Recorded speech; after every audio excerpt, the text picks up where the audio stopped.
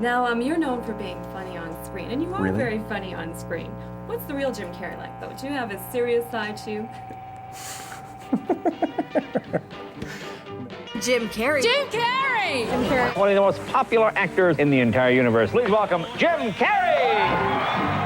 I don't take a whole lot really seriously, except business. The reason why he's such a good comic is because he's also a really good actor. The talent that no one has ever seen. I mean, people compare him to the likes of Jerry Lewis and Robin Williams, but I mean, I never knew anybody could do what he does. Do you understand?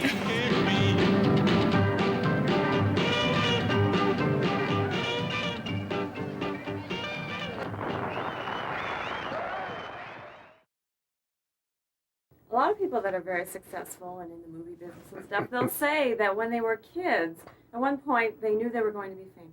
That happened to you at all? It's a strange thing, you know, because my parents really pushed me to perform. They were really into it. And when I was a kid, I used to put shows on in the house.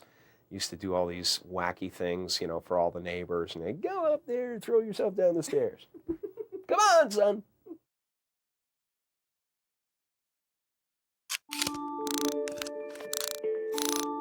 There's sort of two Jim Carreys in my mind. Him and then the Jim Carrey character that he plays out in the public. Jim Carrey was a genuine lover of comedy. You know, he looked up to Andy Kaufman and Monty Python, people like that. He had really exaggerated facial expressions, still does now, really quick wit, and he loved to make people laugh. That's what he was all about. He was the joker at school, but he actually really admired the art of comedy, the art of comedic timing, and the art of using your body and your voice to make people laugh. There's a pleasing everyone in an obvious way, and then there's a wanting to be thought of as different. We're all motivated by some kind of search for love, you know, and admiration of some kind. You have such an incredible talent for physical comedy. Where did that come from? Desperation. Desperation? I had a sick mom, man. I wanted to make her feel better. Yeah. Jim Carrey was born in Toronto in January 1962. He lived with his mum and dad, and he was one of 4 siblings. For the first 13 or so years of his life, he had a typical middle-class Canadian upbringing. He loved to make his friends laugh at school. He was kind of the joker of the class. But then his dad lost his job and the family were homeless. They actually had to live in a tent for nearly a month. And they managed to get a job cleaning at a factory, and they would clean in return for secure accommodation, which meant that Jim and his siblings would go to school and come home and then do an 8-hour shift cleaning in this factory. Now, prior to this, Jim Carrey was an A student, you know, A's all across the board. I was the kind of kid that, I was very good in school, and I finished my work first, and then just, pick a target to annoy. But because he had to come home from school and clean for 8 hours, his grades started suffering, and he eventually dropped out and he didn't get his high school diploma.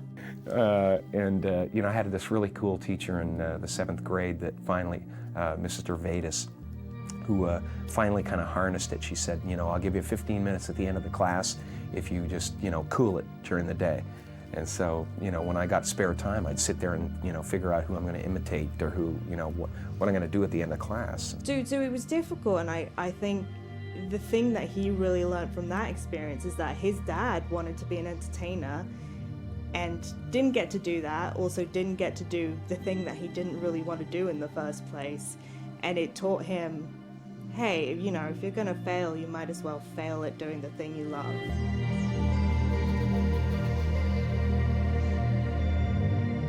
When he was a kid, his mom was sick, and he would, you know, come to her and do all these silly impressions. He'd do everything in his power just to make her a little bit happier, to make her laugh. Sort of see that in his filmography, because there's Jim Carrey, the living cartoon man who was in The Mask and Dumb and Dumber.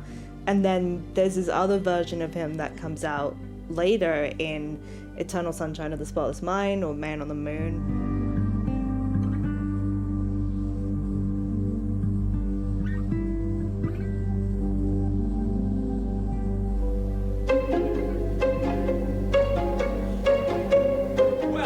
Good evening, ladies and gentlemen. My name is Jim Carrey, and how are you this evening? Alrighty then. Jim Carrey had this frenetic style, but it was very authentic, you know, improvisation, everything that he does, it was very much him. So at the age of 15, with no high school diploma, Jim Carrey started performing at Yuck Yuck's comedy club in Toronto. His mum made him this bright yellow suit, and he had a very over-the-top style of comedy, very gregarious, very enthusiastic, lots of facial expressions, lots of moving around the stage. It was quite tough because Jim Carrey was only 15 at the time, so it's quite a harsh first performance. But, you know, he persevered at it, and he was at first doing like these really over-the-top, incredibly energetic impressions of celebrities like Elvis, and that was a little much for the audience. It didn't gel at all. He wasn't very popular, but after a couple of years, he did build up what was known as a cult following, but it definitely took a while. I think anybody that goes into this kind of thing, there's so many moments where you have to go, well, I don't know what this is going to be or what it's going to turn out like. I'm just going to go, and I'm going to hope God puts words in my mouth or whatever, you know. So there's so many along, you know, throughout anybody's life where they're faced with a moment of like stand up or just fade back into the crowd, you know.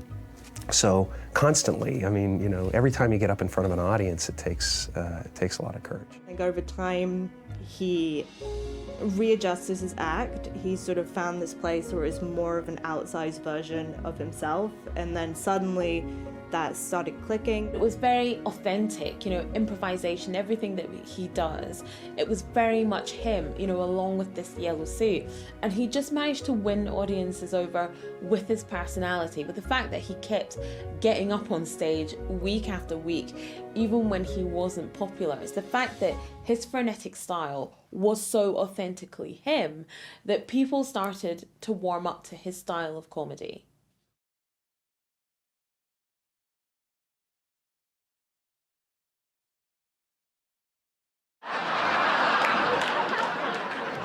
I mean, I don't get no respect from anyone. Well, last week my house was on fire. My wife told the kids, be quiet, you wake up Daddy. Stay over to Hollywood, that's my in my spot. Okay, I'll see you now.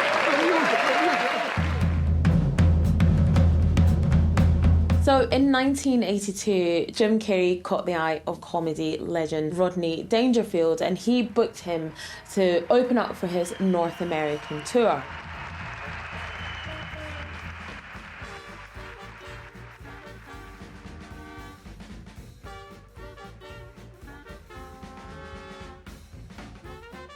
After that, he gained like a kind of cult-like status. So then he moved to Los Angeles and started performing in comedy clubs there.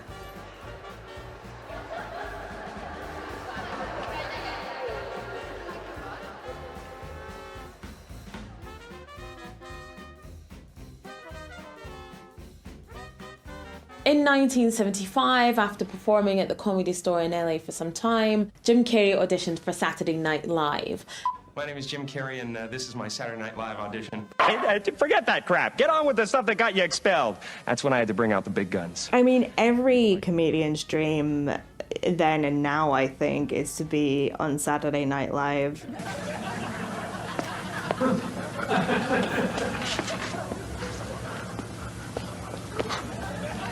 It started the careers of so many of, you know, our most famous and beloved figures.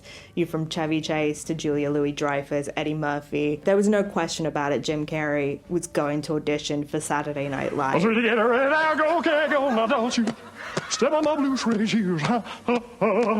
do anything but lay over them blues. He tried 3 times, was not successful any of those times.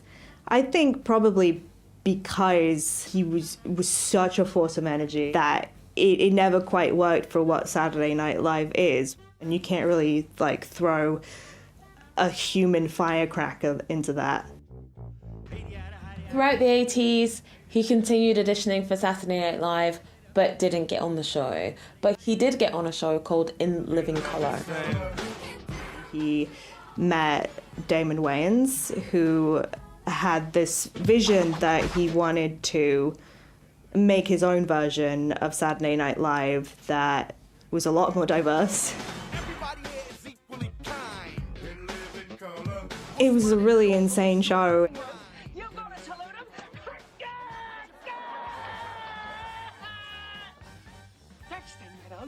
And the characters that Jim Carrey came to popularize, like Fire Marshal Bill, who's just this completely manic fire marshal who comes to inspect people's homes and workplaces, and every single time or just something, again, completely uncontrolled happens. These were characters that he created, and he really used that to push the boundaries and develop these characters even further. So much so that he got to the point where he could record his own stand-up show, and that was immensely popular as well. You're best known for the television skits that you do in Living Color. Mm-hmm. And are you going to be moving more towards film, or do you like television? Is it the stage performance that you like? I like having everything, you know. It was definitely the first step to the rest of his career because, you know, he was on TV. He was with a lot of other castmates like Jamie Foxx, who would go on to have massive careers as well.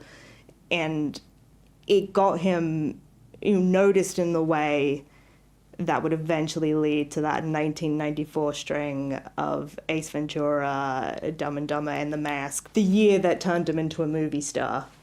It's hard to keep everything going at once, but I like, there's something about each one that's special, you know. I love the stand-up, I love live performance. You walk out on stage, people go, yeah, and your hair stands up, woo! You know, that's a blast.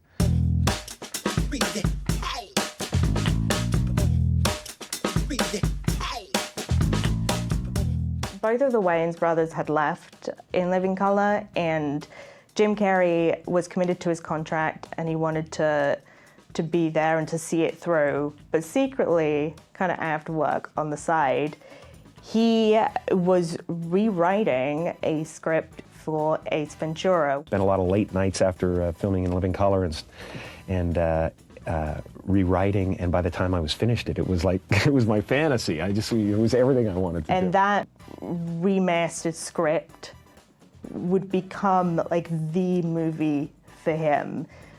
Ace is only a character that you could play. Yeah. Definitely. Now, I know that you co-wrote the film. I mean, is Ventura a character that you wrote? Or? No, well, Ace Ventura, the pet detective concept existed. But the character didn't exist. I mean, as far as, you know, the way I played him. They faced incredible odds and unbeatable enemies to earn the name hero. But now there's a new way to spell action.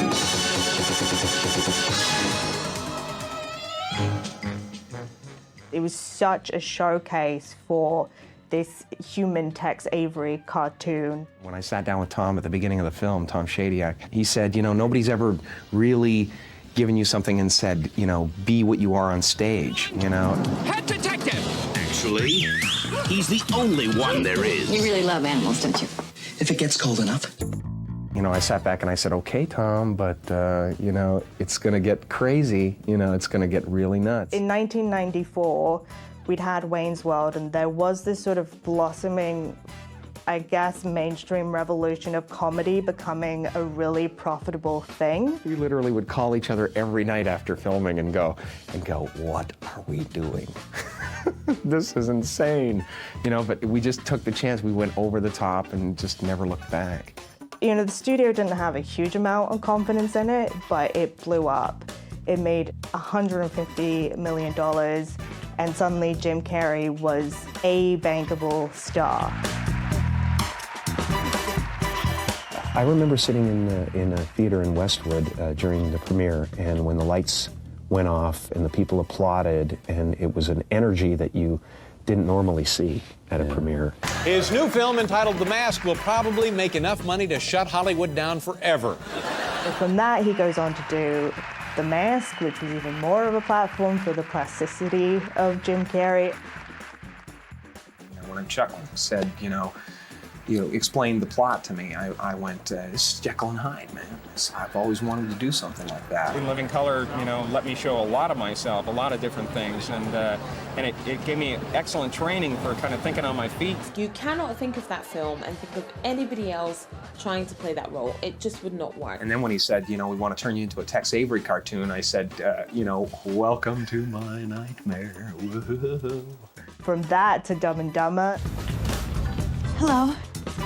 That particular style of comedy lends itself so well to Jim Carrey. And I also think that producers and directors wrote a lot of those roles with Jim Carrey in mind, knowing that he would deliver that kind of exaggerated, frenetic comedy that they needed to really fulfill those parts.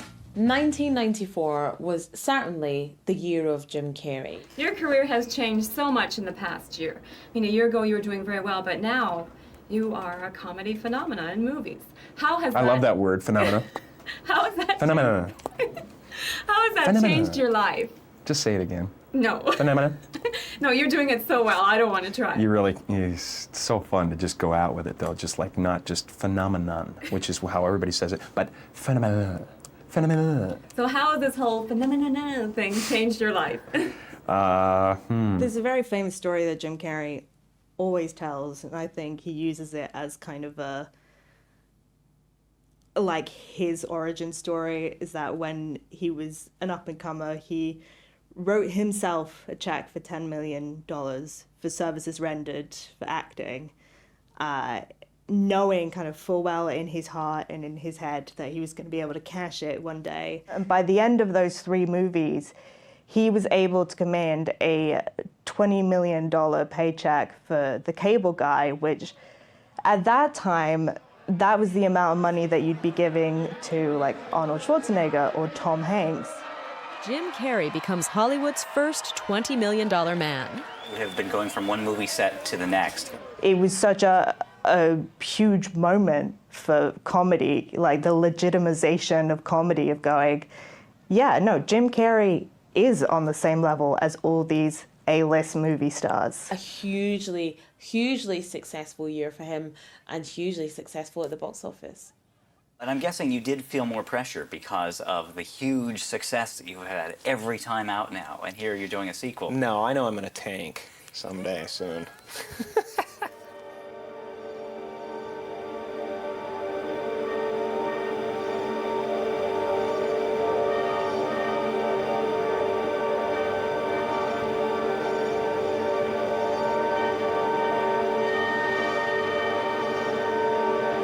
Those expecting the typical James Carrey movie, they're in for quite a surprise. I'm sitting there and I'm looking at it and I'm thinking, this is a really gutsy thing for Jim Carrey to do. I certainly don't want to play it safe my whole life.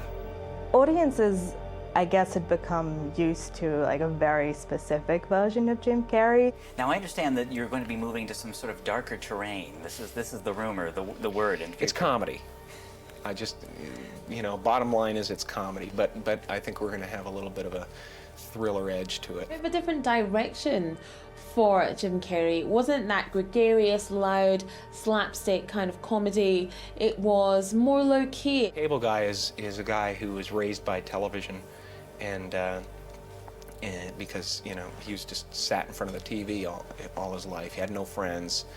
Kind of a loser, and encroaches into Matthew Broderick's life to the point where he's impossible to get rid of, and it's amazing where you can go with that, because it gets pretty scary. Less physical, less slapstick, right? I'm guessing, or is that true? Well, there'll be everything. There'll be everything. Somebody, your agent, your lawyer says, if you look at how much these films did, you are looking at the first $20 million man. I guess that's something like that happened. And it does well, yet some say didn't do what they expected. Was that a downer for you or not? I don't think about that. I think about the work. I know that that's reality. You can't, every movie can't be, a blockbuster. For me, just to get that character on film is a triumph for me. It's shot in the dark. It's Peter Sellers. It's the guy who's the expert, except things are falling apart everywhere he goes, I think some of your fans will say, no, I like the other things better. I think the danger is that you start patronizing your audience. There's just something about seeing him even shed just like one layer of the cartoon character man and deliver something a little bit more raw, a little bit more vulnerable that felt like a revelation to audiences. A lot of the characters I've done so far have been about duality, about what you show the world and what you really are. I am willing to lose everything to express that side of myself. I'm willing to give it all up. Comments are still headed. What else is on? Yeah, let's see what else is. Coming to you now from the largest studio ever constructed, it's the Truman Show! Yeah! Good morning! Good morning. Oh, and in case I don't see you, good afternoon, good evening, and good night. To what extent, when you read this script, did you think, this is my life? How many cameras you got there in that town? 5,000.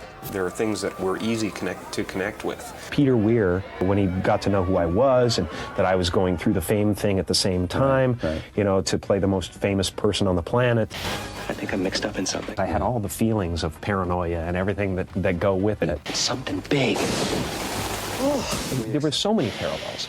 These scripts find me, they really do at certain times in my life. The Truman Show is such an odd one because for us today, it predicted our entire culture and nature of celebrity and the idea that everybody is living a performance now through, social media and reality TV. It's the greatest time in the world for this kind of story. I mean, because we have to, at some point, somebody has to, check their appetites. For voyeurism. Everybody knows me now, it's, I got what I wanted and now I have to live with it. Is this a good thing that you got what you wanted? Most of the time it is. Most of the time it is. Okay. Peter Weir held out for a year so that you could star in this. He took Robin Williams and turned him into a serious actor in the full size. Right. Do you feel he's done the same with you? Well, I don't know. We'll see, won't we? I love Robin's career. I think he's doing beautiful work, and I'd be glad. I'd be glad of that. I think the film, on the whole, is the reason why it's getting this kind of attention. I don't try to predict what's going to happen. I'll leave that up to everybody else. But you wanted to prove something to people? Yeah. Well, I mean, I don't know if I want to prove anything. I just want to prove it to myself that I have other layers in there and things going on. It's an interesting concept on so many levels. It's the kind of thing that sticks with you. And how many movies do? When you go in and you walk out and you go, oh, I just thought of another angle. What about the, this angle? It's really this. It's really about this. And no, but it's also about this. And there's things to talk about. It's meaty. I used to kid Peter when we started out. I'd say, just the best you've ever done. That's all I want. And then I'd come up to him on the set every once in a while and go up behind his ear and go, jewel in your crown, things like that. Just keep bugging him. And expanding his acting prowess, seeing what he was more capable of when it wasn't all bells and whistles and him running around the stage and doing all this crazy stuff, when it was him really having to deliver a performance, he was incredible.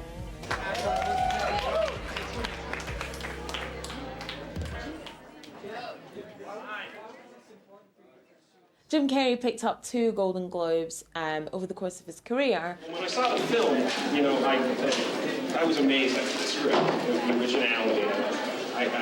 Of course, I said to myself, I want to be part of this project, but I didn't really expect to. And I know that there are, generally walls up for people like myself, but Peter Weir was right there. And the funny thing was that he was inspired to inquire about me by looking at the first Ace poster, which is kind of strange. But I guess he saw in it somebody taking a chance, and that was... Jim Carrey, I think, is one of those actors that the Oscars were never going to recognize because you know, not to diminish anyone who's ever won one in its entire history, but the kind of acting that it prizes is within a very small window of transformation. But the thing with, you know, his performances in Man on the Moon and also Eternal Sunshine is that he never really needed the Oscar, because now whenever we talk about great performances from the last few decades, those two always come up, and I feel like that's a lot more valuable. I think it's important to make the project for the love of making the project.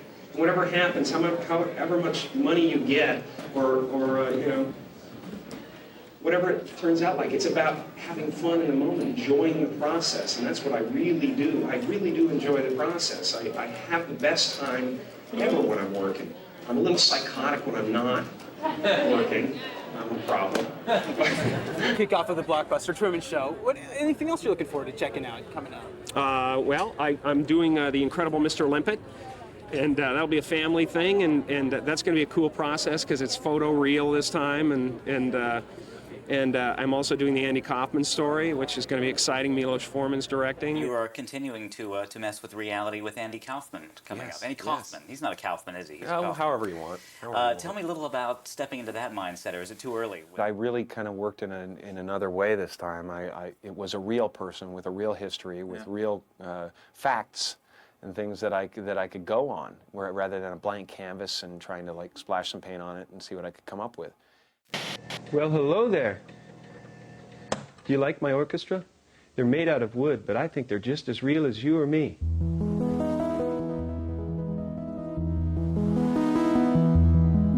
Jim Carrey really looked up to Andy Kaufman. He really appreciated his type of comedy and studied it when he was younger. I've always thought that Man on the Moon was so much more for Jim Carrey than it was for anybody else. I basically, I did a lot of research. I did a lot of talking to a lot of people and reading between the lines and trying to get past, the ones that kind of wanted to be responsible. It feels like something that he had to do. Like he had to work something out in his mind by revisiting or embodying this influential comedian in his life. Went around to every spot he'd ever been to and watched every tape in the world that's ever been done. And I just, kind of picked up a feeling from him. Jim Carrey's approach to playing Andy Kaufman in Man on the Moon was method acting. So he went into the character of Andy and another character of Tony, which Andy also had, almost completely. Really kind of no choice in it. That's the way Andy was. It's how he worked, and he never let anybody see the cracks. And he never, let on that he was a character. He went to the comedy clubs for, the first year, convincing people that he was the foreign man. He said that he only broke out a couple of times at the weekends, but otherwise he was fully Andy Kaufman. I've been possessed by Andy Kaufman for a long time. I mean, I've done crazy stuff at the Comedy Store that I can't even mention. I had a producer come in to watch me one night, and just because of that, I just decided, this night I'm not going to do my act. You see him come onto set so engulfed by Andy Kaufman, so convinced that he is Andy Kaufman, he is the spirit of Andy Kaufman, that he's an absolute terror to everybody, to his director, to see Danny DeVito just in the corner looking so over it. He would rage at directors and other actors, asked to be addressed as Andy, and he said that at times it was almost an out-of-body experience. I get this thing in my head where I want to rebel against, trying to impress someone or whatever. If you start to peel a lot of those theatrics away, like true method acting is about, instead of just trying to replicate emotion, trying to experience that emotion for real and identify with the character enough that you are present in the scene. You understand him after all this?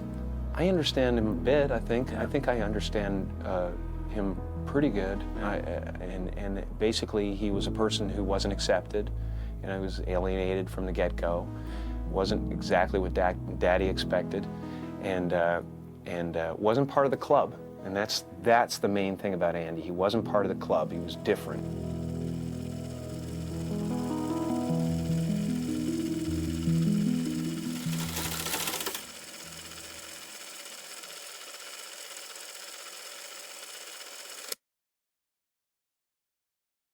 In 2004, Jim Carrey played Joel in Eternal Sunshine of a Spotless Mind. Now, this character was so far and away from what Jim Carrey was used to.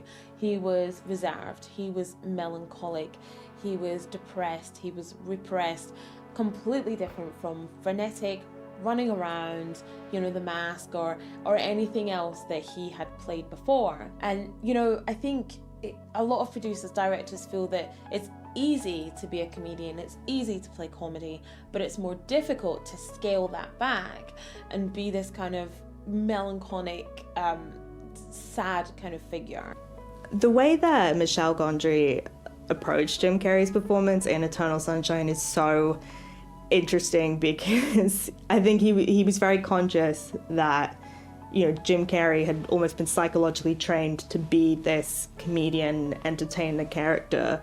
So he did absolutely everything in his power to strip that back. I remember watching some rerun of In Living Color, and everybody comes out and dance on the stage, and everybody's like super proud. There is one guy, he's taller than everyone, and he's doing nothing but being lonely. And it's Jim. One of the reasons why I wanted you to be Joel. He did not allow him to improvise on set, even though people like Mark Ruffalo and Kirsten Dunst could be bouncing off the walls doing whatever they wanted, which apparently really frustrated Jim Carrey. He wasn't allowed to improvise at all, which Jim Carrey is the king of. He would start rolling without really telling him that the cameras were rolling, or just sort of changing things in the moment just to try and catch him out, to see a little bit more of that authenticity. And you really see it in the final product. Didn't see you pull out anything from your bag of tricks in this role.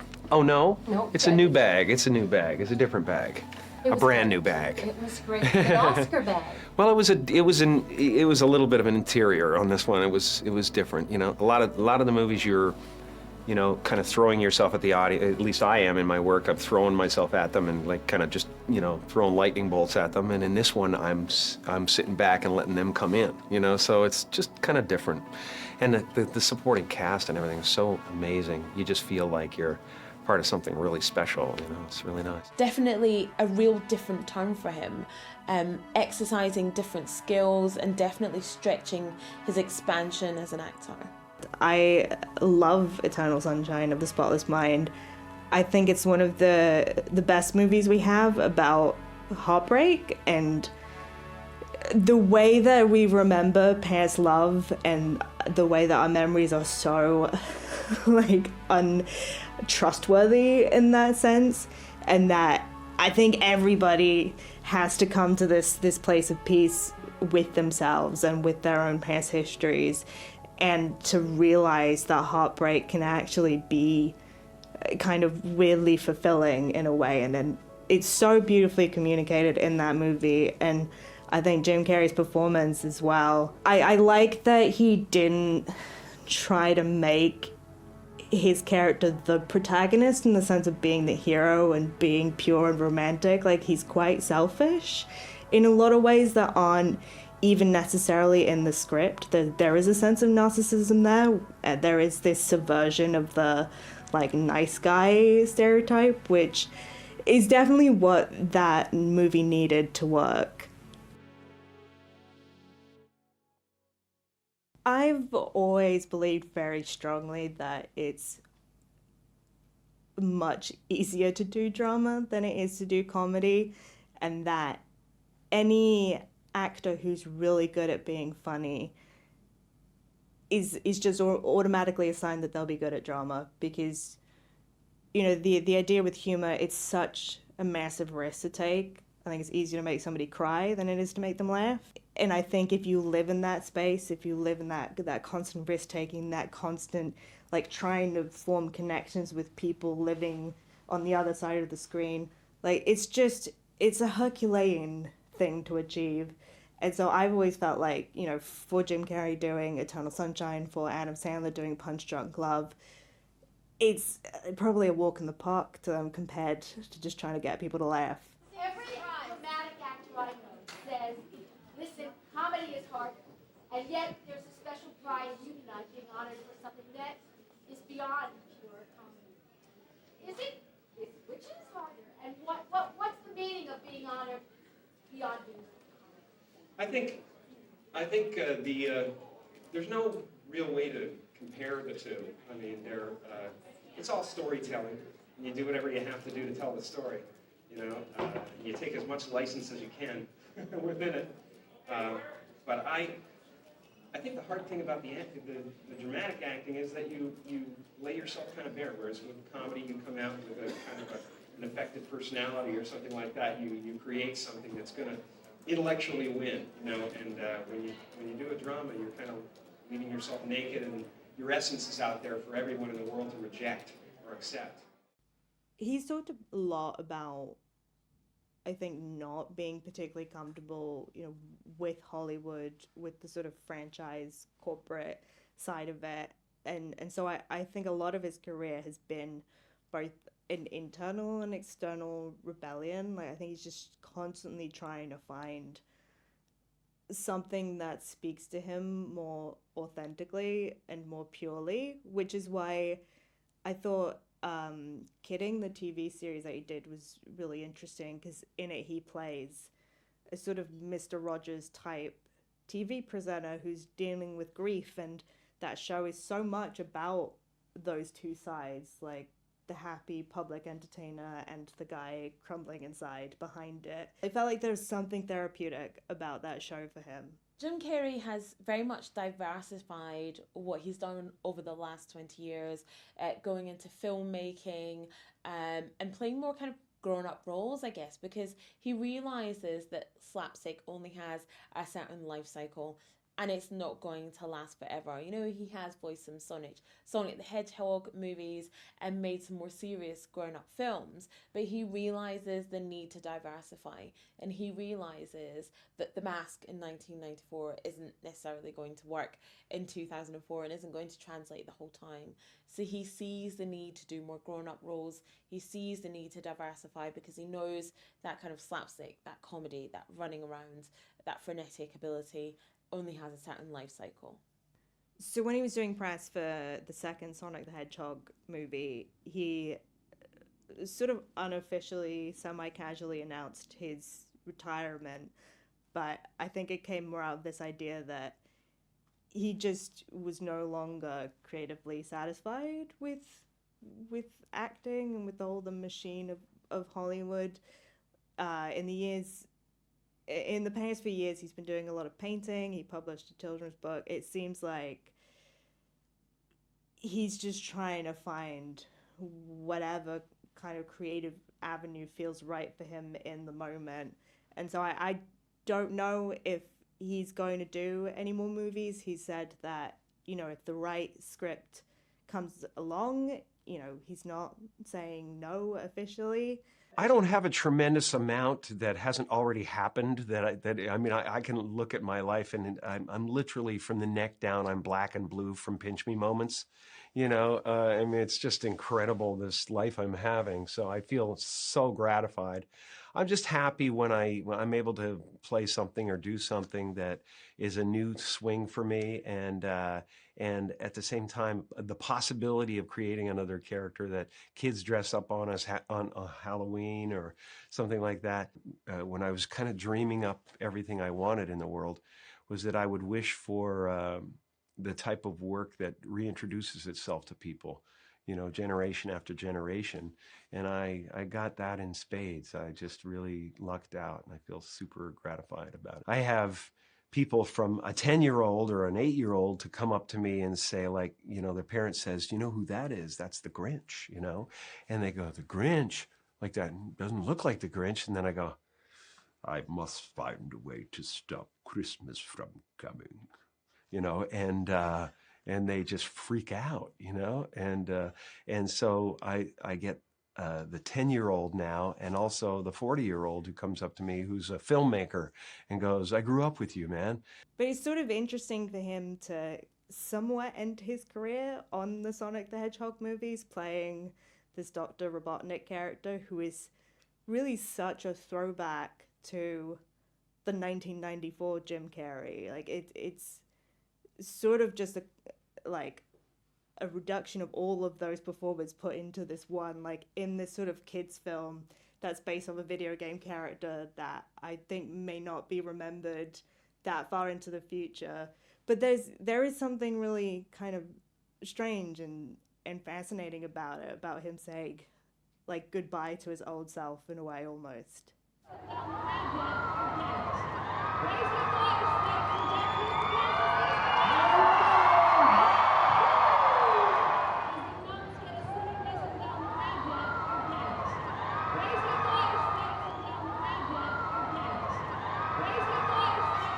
We're here with Academy Award-winning filmmaker Bob Zemeckis and the star of Disney's A Christmas Carol, Hollywood legend. Do you ever get bored of us calling you a Hollywood legend? I'll let you know. Okay, it's Jim Carrey. Now, there's one scene that they've included in the press reel when I think it's when you first put on the mask and you spin around and spin over it. And I was kind of sitting there just watching the tape and watching take after take of you jerking your head around to the camera and pulling your face down. Is this? It was painful. Was it? Extremely. Because you have to do these looks and these contortions for numerous takes for these special effects guys. Does it get more fun, or does it just get more tedious? You know, the thing that I'm keeping in the back of my mind the whole time is that it's something different, and it's something people haven't seen before. And for that, I'll like pull my, lungs out through my ass, basically, I thought it was great. I thought it was a, it's like a meeting of like the new, just this scientific genius stuff and like old Hollywood sensibility in a movie, Yeah. If 2 thumbs up. Well, God, you look just like him. Yeah. I'm a hybrid of both those guys. I don't know even where to start. You're the man of the moment, the star of the moment. Did you know this was going to happen? I had no idea. I don't think about these things really. I don't even read the papers. No, yeah. No, I'm just very excited, and I'm honored to be considered. That's great. Nominated for Best Actor in a Comedy. What have they done? What have you done? So are we going to talk to you backstage? I hope so. All right. Isn't that where the winners go? That's where they go. I think Jim Carrey is the type of person who always wants to make people laugh. From a young age, he was the class clown, and I think that probably reflected into his relationships as well. He's always been, really open about the fact that he has suffered from depression throughout his life. For artists especially be talking about it because, it's creative people have so much to wrestle with inside of themselves, and I think there's often expectation that, if you're famous and you're successful in your art, that you have nothing to complain about, and that you should sort of keep that very private part of yourself private. And I think there's always something admirable about a celebrity, no matter how famous, being honest about this stuff. And it's interesting that Ariana Grande, when she sort of came out and started to talk about her mental health and her experiences, that she credited Jim Carrey as being the celebrity that, inspired her to open up and inspired her to talk about it. In 2018, Jim Carrey stars in a short documentary called I Needed Colour, and in that he talks about his lifelong passion for painting, that he's been painting since he was a child, and lots of people were shocked to see the level of skill that he had. He talks about some of the paintings that he's done that are a bit darker, and those reflect the times where he has been suffering or struggling with his depression. The point of my life was not to get success now. It was to get success so that I could let go of success and realize that there's still something beautiful here. It's not a person necessarily, but an everything. And I think that's been the process. It's been a process of piling things on and accomplishing things and scoring and scoring and scoring and getting lauded for certain things. Only to realize that's not going to make you happy. It doesn't ultimately satisfy you, no matter what you achieve. And at some point you have to let go of it, even if you still do it, which I intend to do. You know, I intend to continue down the path of creativity. The creativity is just going to happen. It doesn't belong to me.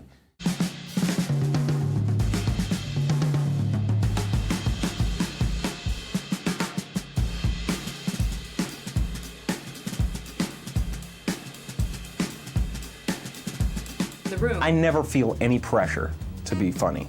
I really don't. Special effects, that's our focus on today's Geraldo. You know, I mean, as far as life goes, I don't know whether I just don't care or I'm above it all. I think the Jim Carrey that we'll remember will probably be the Jim Carrey with the mask, the Jim Carrey of Ace Ventura, of Dumb and Dumber. Maybe it's the early Fred Astaire films and stuff like that that just make me want to kind of flow through life, you know, and occupy the space. You know, that image of him with his plastic face became such an image of the 90s that it's so embedded in pop culture now. I will go a long way if I think I'm doing something different. But don't screw with me, baby. A lot of people would shy away from a movie with this title. What attracted you to it?